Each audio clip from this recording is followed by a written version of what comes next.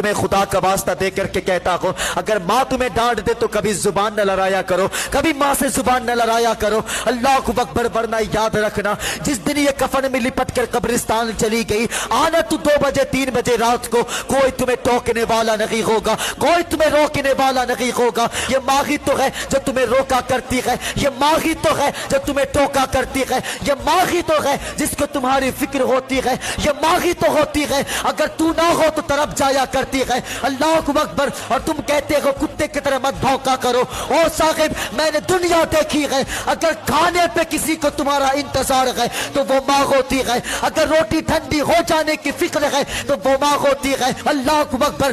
آج تم کہتے ہو کہ کتے کی طرح مت بھونکا کرو، یاد رکھنا میرے بھائی، جس دن یہ کفن میں لپٹ کر قبرستان چلی گئی، آنا تو 2 بجے 3 بجے رات کو، آنا تو 2 بجے 3 بجے رات کو، تیری بیوی تو کمبل میں ہوگی، تیری اولاد تو بستر میں ہوگی، تو روٹی مانگے گا، کہہ دیا جائے گا جاؤ کچن سے لے کر کے کھا لو جی، اٹھنے کا ٹائم نہیں ہے، صبح سے شام تک تھک گئے ہیں۔ لیکن یہ تو ماں ہوتی ہے، اگر تو 3 بجے رات کو آیا ہے تو ماں کہتی ہے بیٹا اب تک کہاں تھا، تیرے انتظار میں روٹی میں نے بھی نہیں کھایا ہے۔ اللہ اکبر۔ اور تو کہتا ہے بھوکو مت، تجھے زیادہ فکر ہوتی ہے۔ اور یاد رکھنا ان کی قدر کر لیا کرو، اگر یہ چلے گئے تو پھر دسترخوان پہ کسی کو تمہارا انتظار نہیں ہوگا، کسی کو تمہاری فکر نہیں ہوگی۔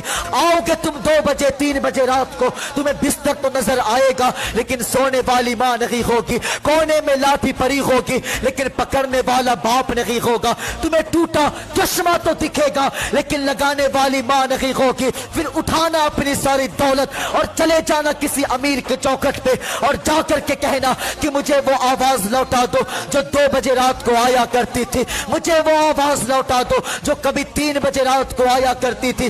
یاد رکھنا پھر تیرے کان ترس جائیں گے اس آواز کے لیے جو کبھی 2 بجے 3 بجے رات کو آیا کرتی تھی۔ خدا کی قسم کھا کے کہتا ہوں یہ دولت محنت سے آیا کرتی ہے اور ماں خدا کی رحمت سے آیا۔